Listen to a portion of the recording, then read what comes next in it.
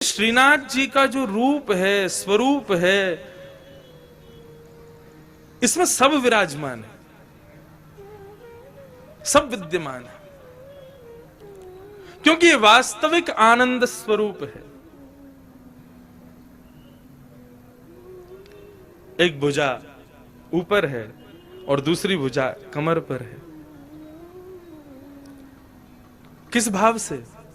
सावधानी से सुनिए कथा बिल्कुल। श्रीनाथ,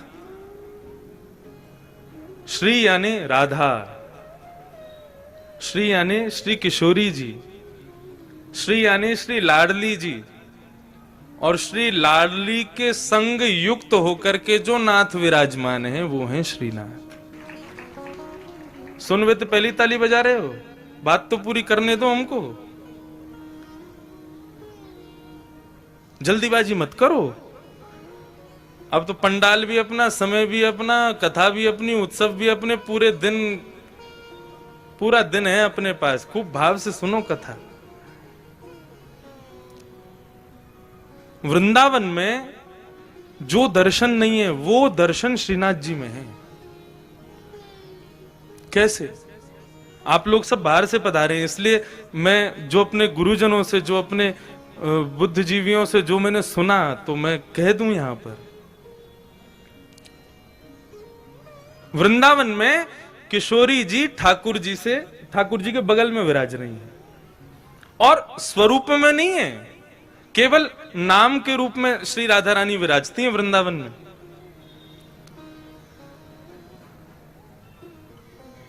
जब देखी वृषभानुजा हिय विच उठी है हुक, वंशी रह गई हाथ में फिर ना लागी फूंक। वृंदावन में श्री किशोरी जी अपना स्वरूप नहीं दिखाती। क्यों? क्योंकि एक बार ठाकुर जी मुरली का नाद कर रहे थे तो एक मयूर मोर नृत्य करता हुआ ठाकुर जी के सामने आया और ठाकुर जी को इशारा करने लगा, चलो हम आपको किसी से मिलवाने ले चलें। भगवान बोले किससे मिलवाने ले चलो? चलो तो सही। लेके गया तो एक कुंड में एक गोपी सरोवर कुंड का जल भर रही थी, तो मयूर इशारा करता है, इनको देखो, इनसे मिलवाने लाए हैं। भगवान बोले कौन है? मयूर बोला खुद ही देखो। अब ठाकुर जी खूब उमड़ घुमड़ करके वेणु बजा रहे हैं, ऐसे ऐसे तान बजावे कि भाई ये घूम के गोपी देखे तो इसका चेहरा दिखे। लेकिन वो गोपी अपने कार्य में व्यस्त थी। लेकिन जैसे ही कार्य पूरा हुआ और जैसे ही उसने गागर में जल भर के जैसे ही अपने मस्तिष्क पर धारण किया और कार्य पूरा करके जैसे ही पीछे मुड़ी ठाकुर जी की ओर देखा, तब ये पद गाया। बोले जब देखी वृषभानुजा, वो कोई गोपी नहीं है, श्री राधा रानी है। जैसे ही उनका दर्शन किया तो ठाकुर जी बंशी बजाना भूल गए। मतलब उंगलियां तो नर्तन कर रही हैं लेकिन फूंक नहीं निकल रही हृदय से, इतनी सुंदर श्री किशोरी जी। तो जैसे ही देखा कि भैया ये क्या वेणु पे केवल उंगलियां घुमा रहे हैं, बजा क्यों नहीं रहे, तब किशोरी जी को लगा अरे हमारे स्वरूप में मोहित हो गए। सो किशोरी जी ने घूंघट कर लिया। तब से आज तक श्री लाडली जी वहां घूंघट करके बैठी हैं। क्यों? बोले यहां पर भक्त दर्शन करने आएंगे ठाकुर जी का, और यदि मैंने घूंघट ऊपर कर लिया तो ये तो मुझे देखते रहेंगे, भक्तन ने तो देखेंगे ना। तो यहां हमारे श्री किशोरी जी घूंघट करके बैठी हैं। लेकिन नाथद्वारा में किशोरी जी कहां है? नाथद्वारा में लाडली जी कहां है? ये जो स्वरूप है ये श्री लाडली जी का है। एक स्वरूप नहीं है श्रीनाथ जी, ये दोनों स्वरूप जब प्रेम में उन्मुक्त होकर के एक हो गए तब श्रीनाथ स्वरूप प्रकट हुआ। अपनी पूर्ववर्ती कथा में भी मैं बता रहा था कि जब रास करते हैं ठाकुर जी तो दोनों के अंग का स्वरूप क्या होता है?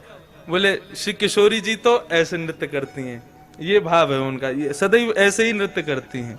और श्री ठाकुर जी दोनों श्री विठलनाथ के रूप में जैसे दोनों कमर पर हाथ रख करके और इस प्रकार से ठाकुर जी नृत्य करते हैं। कभी आप रासलीला देखो तो कान्हा मोर बन आयो, कैसे आवे? यूं ही तो आवे, अपने कंधे पे हाथ रख, अपने कमर पर हाथ लगा के। तो ठाकुर जी ज्यादातर नृत्य ऐसे ही करते हैं। अब नृत्य करना नहीं आता, नहीं करके बता देता मैं। अब भाव यही है कि बार बार ठाकुर जी नृत्य करते करते ऐसे ही हो जाते हैं और श्री किशोरी जी ऐसे ही नृत्य करती हैं। एक दिन किशोरी जी जब नृत्य कर रही तो ठाकुर जी बोले, आज तो आप बहुत ही सुंदर लग रही हो। तेरो मुख नीको कि मेरो मुख किशोरी राधे। ठाकुर जी दर्पण देखें, दर्पण में किशोरी जी, जब ठाकुर जी और किशोरी जी दोनों देखें तो ठाकुर जी कहें, अच्छा लाडली जी यूं बताइयो, तुम्हारो मुख सुंदर है कि मेरो मुख सुंदर है? किशोरी जी कहें, जा प्रकार से अमावस्या में पूर्णिमा को चंद्रमा खिल जाए तो पूर्णिमा के चंद्रमा को देखवे के काजे सबन की दृष्टि व काली अंधियारी को भी देखे, वैसे ही आप हो। बोले आप तो ऐसे कार्य हो, आपको कोई देखो तो चाहे ना, लेकिन हम जब गौरांगी अपनो पूर्ण रूप लेकर के आपके बगल में विराज जाए ना, तब लोग आपको देख लें हमारे मारे। ऐसा ठाकुर जी के संग विनोद करें श्री किशोरी जी। तो उस दिन ठाकुर जी बोले, आज तो आप बहुत ही सुंदर लग रही हो। राधा रानी बोली, हम तो सुंदर हैं ही हैं, बता का रहे। ठाकुर जी बोले, लेकिन हमारी इच्छा है रे कि आप हमारे सन्निकट आ जाओ, आप हमारे नजदीक आ जाओ।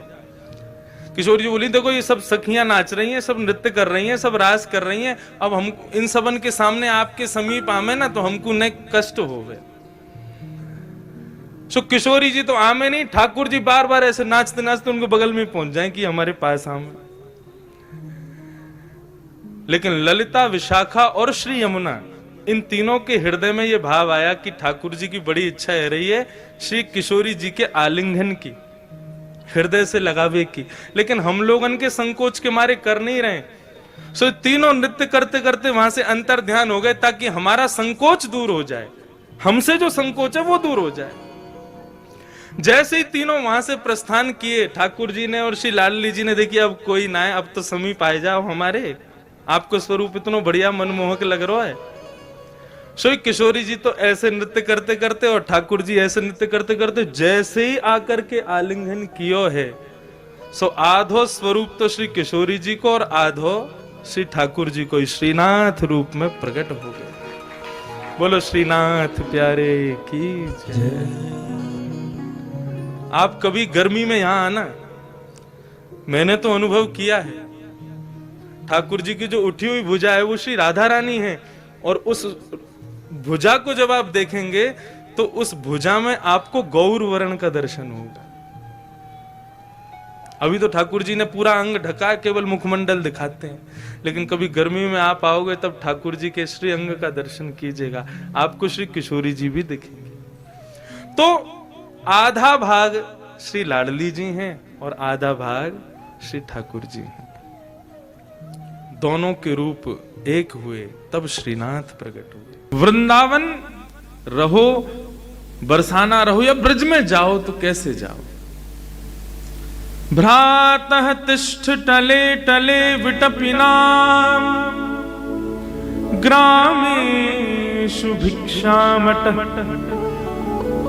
स्वच्छंदं पिबयामुनं जलमलं चीराणि कंठां कुरु सम्मानं कलयाति घोरगरलं नीचपुमानं शुधा श्री राधा मुरलीरवो ब्रज सखे वृंदावनम मात्यज। वृंदाव, मैंने एक दिन बताया था वृंदाव कृष्ण का नाम है, लेकिन वृंदाव किशोरी जी का नाम भी है। दोनों को ही वृंदाव कहते हैं, और वे दोनों जहां तक विचरण करें वो सब वृंदावन। वृंदावन में उपासक को कैसे रहना चाहिए? ठाकुर जी के सखियों को, सहचरियों को, मंजरियों को, या जो बनना चाहते हैं उनको कैसे विचरण करना चाहिए? तो भ्रातः तिष्ठ टले टले विटपिनाम ग्रामेषु भिक्षामटः। वृंदावन में रहो तो ना तो होटल में पाओ, ना रेस्टोरेंट में खाने जाओ, ये दुनिया भर के जितने भी आजकल वृंदावन में आधुनिक रूप के बन गए हैं इन सब में मत पाओ। तो क्या करो? बोले किसी भी अनजान ब्रजवासी के यहाँ चले जाओ, भीतर मत प्रवेश करना, बाहर ही रहना, केवल उसका दरवाजा खटखटा देना, वो आवे तो उससे बोल देना हम श्री श्यामाजू के दास हैं, श्री किशोरी जी के दास हैं, आप कृपा करके मुकु कछु अपने घर की प्रसादी मुकु दे दो। ग्रामेशु भिक्षामटः, कितना लेना है? बोले कि जितना अंजलि में आ जाए उतना ले लो, और या ब्रजवासी भाव से जितना दे दो उतना ले लो, उसको पाओ। और स्वच्छंदम पिबयामुनम जलमलम, भोजन करो तो ब्रजवासियों के घर का प्रसाद मांग करके पालो, और जल जब पियो तब यामुनम जलमनम, श्री यमुना जी का जलपान कर लो। चीरानी कंथाम कुरु, बढ़िया टिपटॉप बन करके मत रहो, वृंदावन में रहो तुम्हारा ये श्रृंगार, ऐसा श्रृंगार, ऐसे बढ़िया बन के। एक बात बोलूं, वृंदावन में श्रृंगार करवे को अधिकार केवल दोन को है।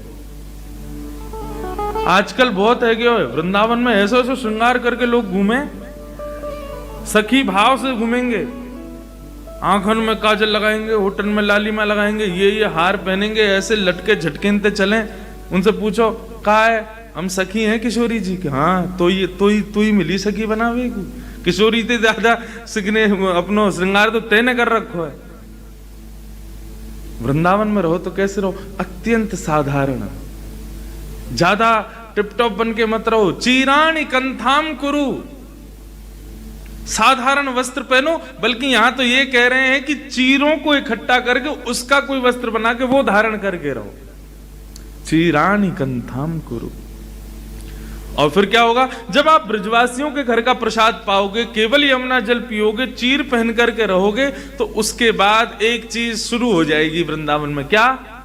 सम्मानम कलयाति घोर गरलम, ब्रजवासी आपका सम्मान करने लग जाएंगे, भक्तगण आपका सम्मान करने लग जाएंगे। अरे भाई बहुत बढ़िया रहते हैं, देखो क्या नागपुर से आए हैं, फिर भी देखो क्या चीर पहन के रहते हैं, साधारण वस्त्र पहन के रहते हैं, ब्रजवासियों के घर का प्रसादी, शीत प्रसादी पाते हैं, यमुना जी का ही जल पीते हैं, तो लोग आपका सम्मान करेंगे, आपकी प्रशंसा करेंगे।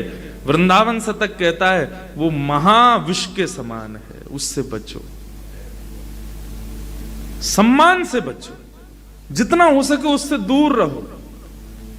आपको एक बात स्पष्ट कहूं, कोई यदि आपकी सेवा की भी प्रशंसा कर दे ना, उस समय में उनके सन्मुख तो देखो कुछ रूप मत बनाना, कुछ भाव मत रखना, क्योंकि देखो कोई अगर भाव से कह रहा है तो उसको ये नहीं लगना चाहिए कि देखो मेरी बात का कितना अनादर किया, कहीं उठ के चले जाओ या कुछ। लेकिन सुन करके फिर श्यामाजू से जाके क्षमा मांग लेना, हे श्यामाजू मैं तो जानू ना मैं कछु ना कर पाऊं, ये जो भी मेरी सेवा की प्रशंसा कर रहे हैं, जो भी मेरी कथा की प्रशंसा कर रहे हैं, जो भी मेरे भाव की प्रशंसा कर रहे हैं, इन सबन के प्रशंसा से मैं आपको क्षमा मांगू। सम्मानम कलयाति घोर गरलम, वो विष के समान है, उसको छोड़ दो, उसमें ज्यादा इच्छा मत रखो कि मेरी प्रशंसा बहुत हो। और नीचपुमानम क्षुधा, यदि कोई तुम्हें गाली दे दे, तुम्हें ढोंगी पाखंडी कह दे, तुम्हें पागल कह दे, तुम्हारी सेवा की निंदा कर दे या तुम्हारे भाव की निंदा कर दे, तो उसको अमृत के समान समझ करके स्वीकार कर लेना। नीचपुमानम क्षुधा। श्री राधा मुरली रवो ब्रज सखे, वृंदावनम मात्यज। आहा, ये कुछ नियम हैं, इन नियमों को अपना लो, परंतु वृंदावनम मात्यज, वृंदावन को मत छोड़ो। ऐसे प्रसादी पाओ, ऐसे जल पाओ, ऐसे वस्त्र धारण करो, इस प्रकार से रहो, लेकिन वृंदावनम मात्यज, ऐसा भाव। तो वो संत मथुरा में रहते थे, नामनिष्ठ संत थे, बहुत भजन करते थे, सेवा विवाह में उनकी ज्यादा रुचि नहीं थी। सेवा करना बड़ा मुश्किल काम है। हाँ, पहले खुद उठो, फिर खुद नहाओ, फिर इनको उठाओ, और उठते ही नहाते नहीं है, फिर दूध पिएंगे, हाँ, फिर उसी में लड्डू पालेंगे, और कई बार तो नहावे तो पहले ही नाश्ता कर लें, सब कर कर आके फिर इनकी इच्छा हो तो इन्हें नहवाओ, नहीं तो ऐसे तैयार कर दो। बहुत सेवा है।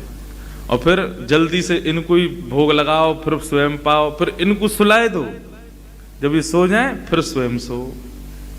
हर चीज में पहले इनको निवेदन करना पड़े। तो वे नामनिष्ठ संत थे, नाम में उनकी रुचि। एक दिन वो रोज ब्रजवासियों के यहाँ जाते थे और आटे की भिक्षा लेके आते थे, और आटा ला करके उसमें यमुना जल मिला के उसको गूंद के उसी का टिक्कर बना के पका के बढ़िया प्रेम से ठाकुर जी के नाम रूप को ही स्मरण करके उसका भोग लगा के रूखे आटे की रोटी टिक्कर ही पाते थे। ये उनकी सेवा। और वो भी इसलिए पाते थे ताकि इतना मिल जाए ताकि जासे मैं भजन कर सकूं। लेकिन वो जिस मैया के यहाँ जाते थे नित्य सेवा के लिए, वहां पर ठाकुर जी को मदन मोहन स्वरूप विराज रहे हो। आज भी हैं मदन मोहन लाल जी। मदन मोहन स्वरूप को भाव आया कि इन बाबा से सेवा स्वीकार करनी है। और ये लाल जी की बड़ी लीला है, जाए सेवा को ABCD भी ना आवे, वाकई यहां से सेवा ले लें। जैसे कि मैं मोसों बिल्कुल सेवा ना आती, एक समय की बात पर। आज बंधुओं संवाद चल रहा है, अब एक आध घंटा में तो जानो ही है, तो फिर अब क्या शुरू करूं, इसलिए बात वार्ता ही कर लें हम। इनकी सेवा मुंह पे आती नहीं, श्रृंगार कैसे होता है मैं जानता ही नहीं था। अच्छा एक बात और, बड़े स्वरूप का श्रृंगार करना बहुत आसान है।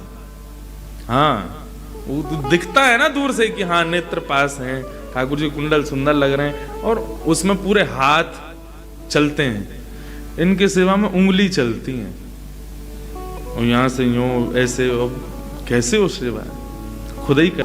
मन पंछी उड़ जाइए को मैं भाव ऐसा रखता हूं कि जिस दिन हमारी आत्मा हमसे निकल जाएगी या हमारे देह का परित्याग कर देगी, तादिन तेरे तन तरु वर के सबई पात झड़ जाई हैं।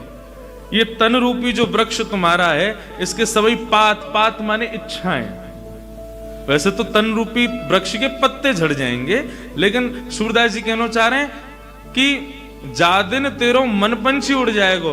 पहले मैं भाव ऐसा करता था कि प्राण निकल जाएंगे, लेकिन अब ऐसा भाव आ रहा है कि जादना तेरे मन रूपी पक्षी को श्री किशोरी जी अपने पिंजरा में बंद कर लेंगी, जादना वाकु स्वीकार कर लेंगी।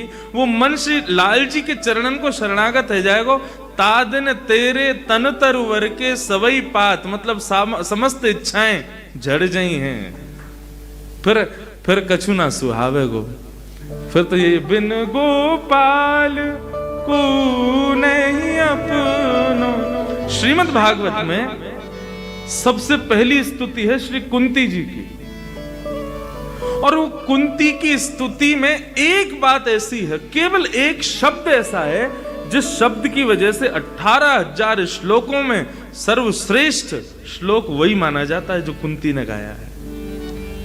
और वो शब्द ही सुन लो केवल, क्या है वो कह रही है, त्वयैव नाथेन मुह विपद्गणा, त्वयैव नाथेन। श्री श्यामा जी को, ठाकुर जी को सबसे ज्यादा कष्ट कब होता है? जब उनका सेवक, उनका अर्चक, उनका दास जब यूं कहे कि मैं तो अनाथ हूं, मेरा कोई ना है, तब किशोरी जी ठाकुर जी को सबसे ज्यादा बुरा लगे। यानी ये बात कह कैसे दे, जब हम बैठे यहाँ के माथे, तो फिर यूं क्यों कह रहे हो कि मेरा कोई ना है? यूं कहता हूं, हाँ संसार में मेरा कोई नहीं है, यदि कोई है तो केवल श्यामा जी मेरी हैं, केवल ठाकुर जी मेरे हैं, बिन गोपाल को नहीं अपनो। श्री कुंती जी कहती हैं त्वयैव नाथेन। हम सब कहते हैं तुम हमारे थे प्रभु जी, तुम हमारे हो, तुम हमारे ही रहोगे ओ मेरे भगवान। लेकिन कुंती क्या कहती है? इस संसार में आप ही केवल मेरे हो। हम कहते तुम्हें लाल जी हमारे हैं, लेकिन ये कौन है? बोले ये मेरी पत्नी है। ये कौन है? ये मेरी बेटी है। ये कौन है? ये मेरे सब परिवार के लोग हैं। इनको भी तो तुमने मेरे की उपाधि दी रखी है।